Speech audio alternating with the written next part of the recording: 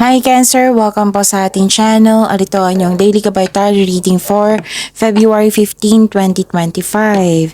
Please be reminded kung naka-resonate kayo, comment down. Kung hindi kayo naka-resonate, ibigay niyo po sa iba kasi channel reading po ito. This is for you, Cancer, ngayong February 15, 2025.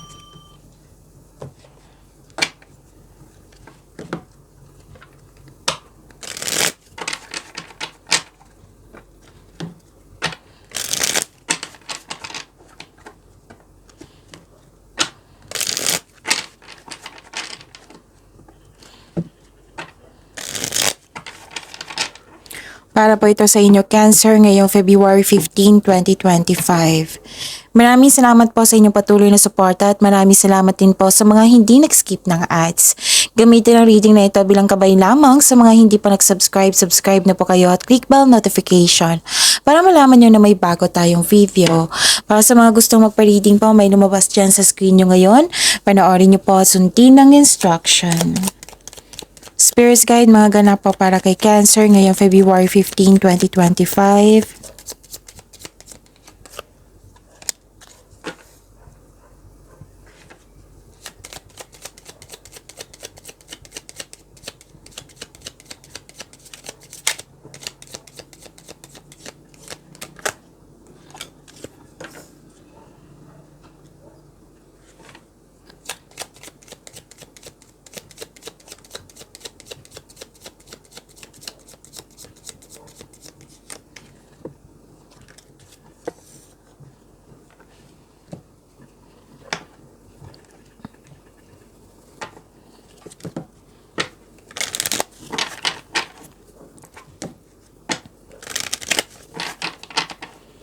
Spirits Guide, mga mensahe pa para kay Cancer ngayong February 15, 2025.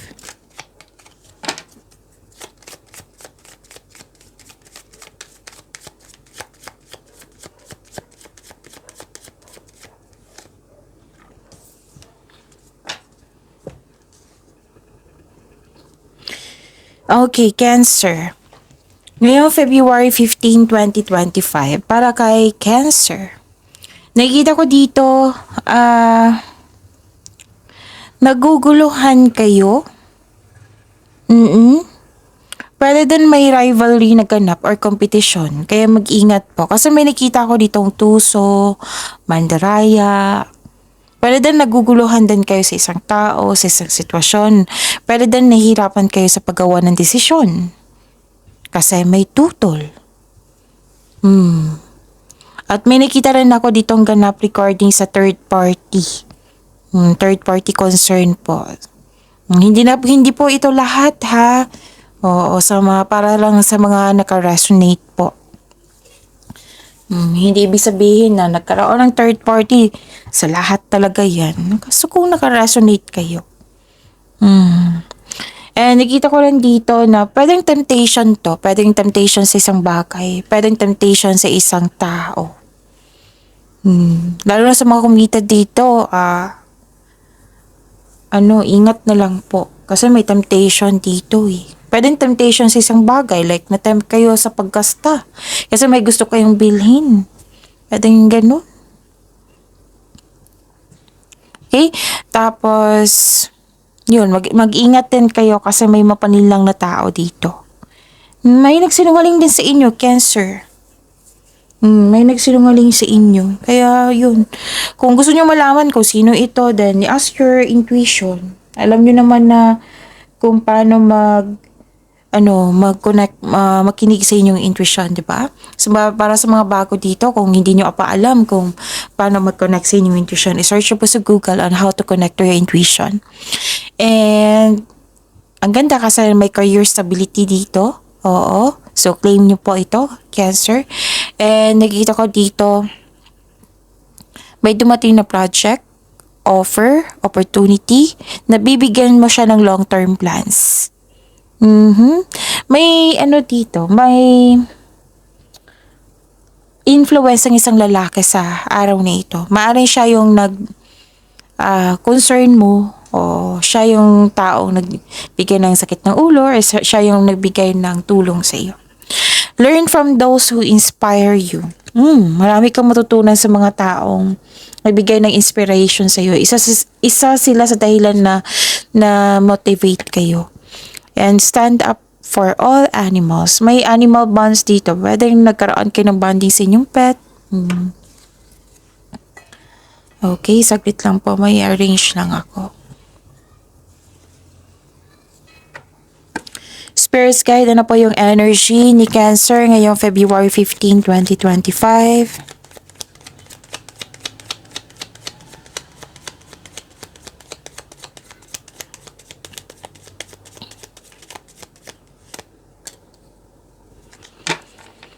And the clarification of this card po.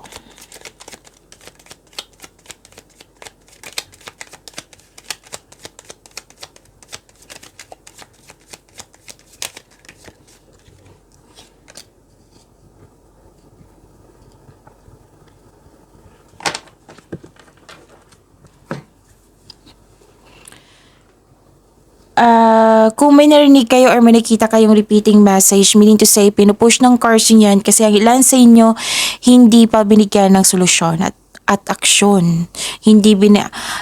What I meant is, kung may nakita kayong repeating message or narinig, kung may, ibig sabihin yan, pinupush ng cards nyo po na bigyan nyo po ng attention kasi ang ilan sa inyo hindi pa binigyan ng attention. Kung maaari din po, bigyan niyo po ng solusyon at aksyon. Remember, Cancer, at the end of the day, alam mo na ikaw lang taong may kakayahan at responsable na gumawa ng sarili mong katotohanan at kinabukasan. So, ano yung energy ni Cancer?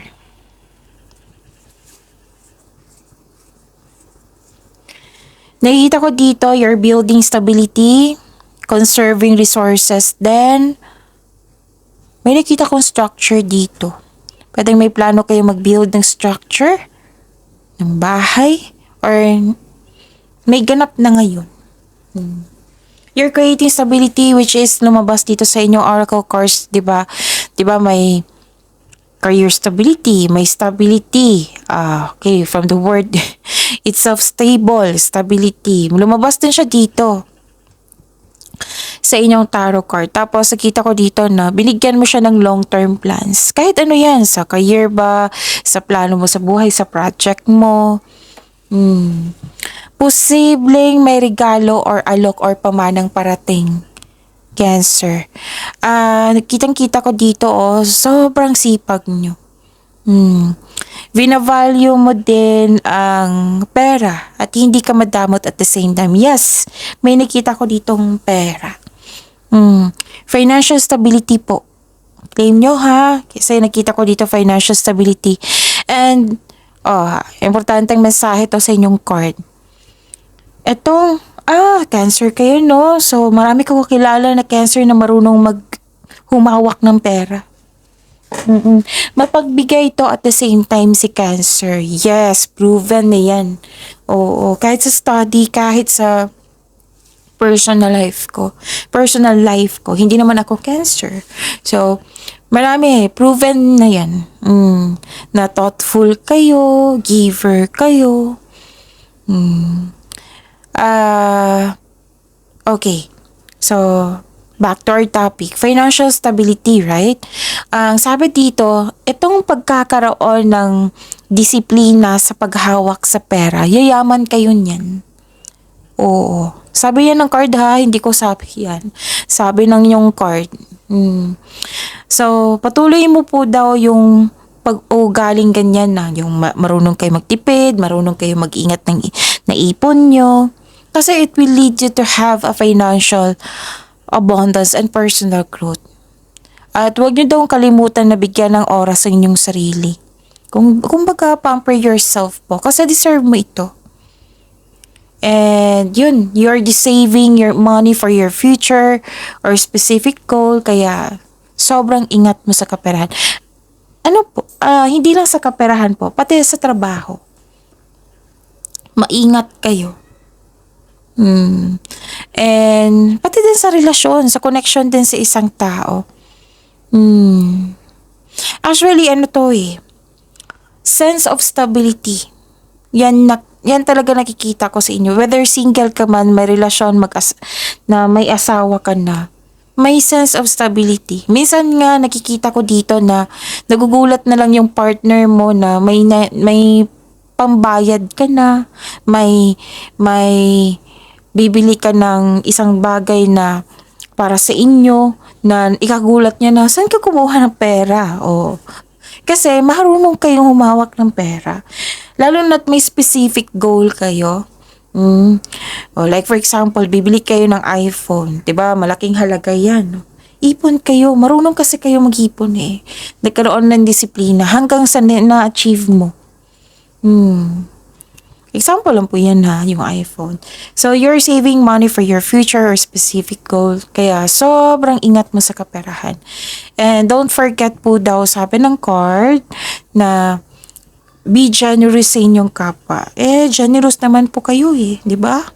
So, since giving to others brings more prosperity into your own life. Hindi ko kasi makalimutan to si Cancer. Why?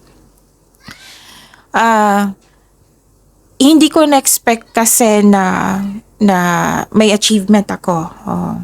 Noon yan na may achievement ako tapos hindi ko alam na ganun siya. Mas natuwa pa siya sa akin. Oo, tapos bigla lang na tumawag na saan ka ba ngayon? Nasa bahay. Mag-sleep na sana. Labas ka dyan. Punta ka dito. Oo. Tapos pagpunta ko doon sa isang place, kitang-kita ko yung mukha niya na congratulations, ganun. May sinabi siya na may cake na kailangan mag-blow ako. Ganun, very thoughtful, very generous na hindi ko na-expect, mas natutuwa ka pa sa akin. Which is, what I meant is, natuwa ako sa mga nangyari. Mas natuwa kayo. So, aminin nyo yan, may mga ganyan na kayo na very thoughtful kayo, na mas matuwa pa kayo sa mga achievement ng mga kaibigan nyo, ng mga kakilala nyo, ng malapit pa sa inyo, malapit sa inyo. Mas natutuwa kayo. So, yun, marami akong, lalo na't birthday ko, mas excited pa sila. Yung mga Cancer, marami akong Cancer na, kaibigan, mas excited pa sila. Sila pa ang bahala. Yun. So, yun. Ang sarap kayo biganin tong si Cancer. Yes. Okay, so, yun. This card serves as a reminder na be generous. So, since giving to others brings more prosperity into your own life. And be generous din sa inyong sarili, ha? Huwag niyo kalimutan yung sarili niyo.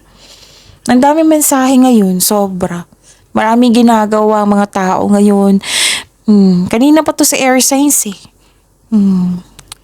Okay. May nakita lang ako ditong mensahe na parating. Wag pa daw kayo magpadalos-dalos na yung bibigyan mo agad ng aksyon, bibigyan mo na agad ng reaction. Alamin nyo muna, isipin ang susunod na hakbang. So, importante talaga na mag-connect kayo sa inyong intuition. Tapos, gawa kayo ng konkretong plano. Kasi makatulong ito sa pagpagaan o pagkakaroon ng confidence. And excited ka dito eh. Excited ka dito para sa inyong pag-level up. Yan. Okay? Spirit's Guide, Career and Money po ni Cancer ngayong February 15, 2025.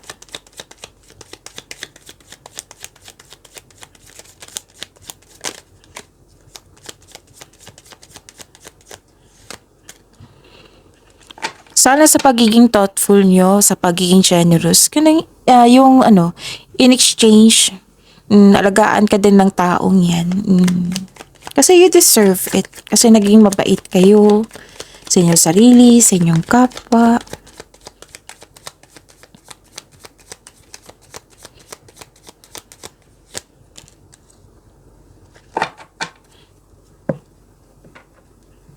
Okay, bakit hindi kayo makamove on dito? Sa career and money nyo po ito ha, Cancer. You're clinging to the past. May naisip kayo regarding sa career and money nyo na nangyari sa nakaraan. Pwedeng kahapon din. Nangyari kahapon. Nagkaroon ng stagnation. Parang nakita ko dito na nagkaroon siya ng changes tapos napilitan ka. Mas gusto yung nakaraan. Let's say, may bagong rules. Gusto mo yung rules nung nakaraan kisa ngayon. Nanibago ka. Na-force ka. Kasi kailangan sumunod eh. Pwedeng ganyan na case ha. Okay?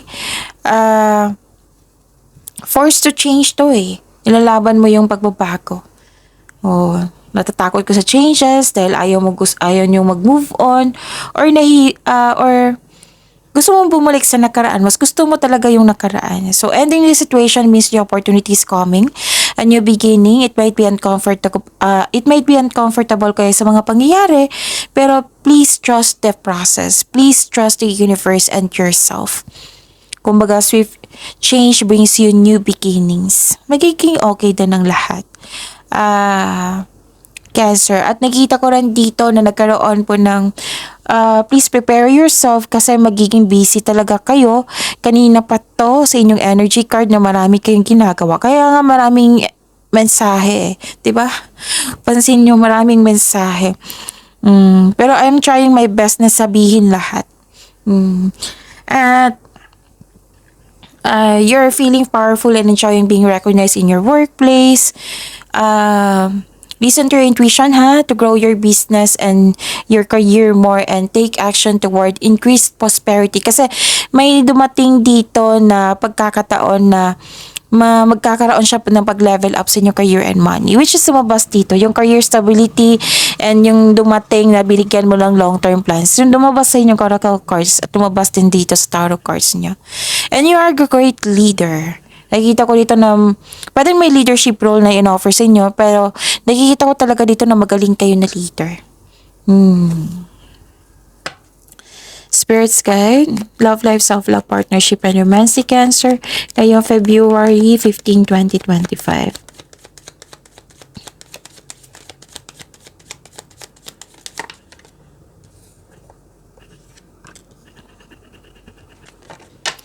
And the clarification of this card po.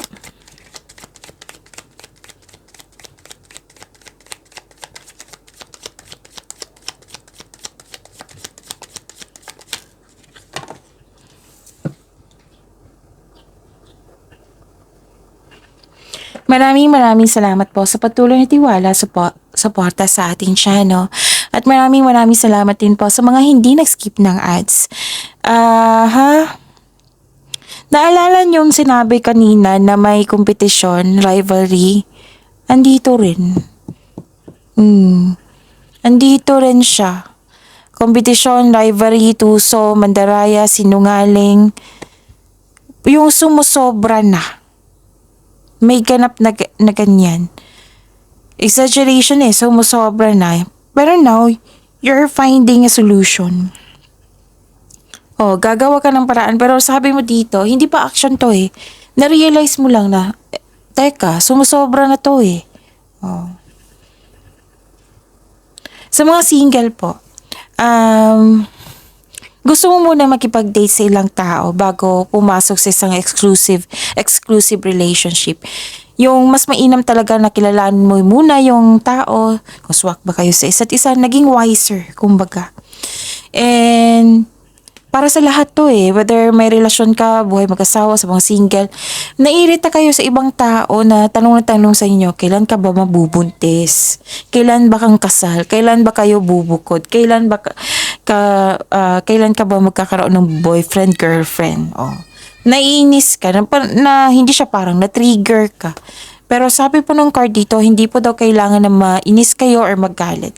Don't waste your energy sa ganyan. Kasi may kailangan lang pag-unawa. Kasi may tao talagang ganyan. So, tayo ay may malawak na pag-unawa sa ganyan. So, intindihin, tahimik na lang tayo. Meron talagang ganyan na mairita tayo, di ba? Na, bakit nakikialam to sa buhay ko? Pwedeng ganyan. So, yun. You have to relax and be understanding na lang. Wag na lang kayo mag-respond para alam din niya na sige, mag-stop ako kasi baka nairitan na to. Di ba may ganyan nagganap? Ganun lang. Tango ka lang. May makulit talaga May likas yan eh. Kailangan natin yan na hindi naman ang lahat na maunawaan yung trip natin, maunawaan yung trip nila. So, yun. Mataas naman yung pasensya nyo, don't worry. Huwag kayo mag-overthink ha. Kitang-kita ko dito. Huwag kayo mag-overthink. Nag-overanalyze, overthink. Kailangan nyo makinig sa inyong intuition. May nangyari po daw na hindi nyo alam or may nangyari na alam nyo pero ini-ignore nyo. Hindi niya magagawa yan sa akin. Pero kitang-kita mo na nagawa mo na. May ebidensya na nagawa na. Na hindi nagustuhan na hindi dapat. Pero alam na alam mo pero dinideny mo. Hindi na yan tao. Okay? So, sana'y ma-overcome mo na yan, Cancer. So, pag-imanin niyo po yung blessings na binigay sa inyo, Cancer. See you tomorrow. Please like, subscribe, and click the button for notification para updated po kayo sa daily tarot reading natin. Maraming salamat po.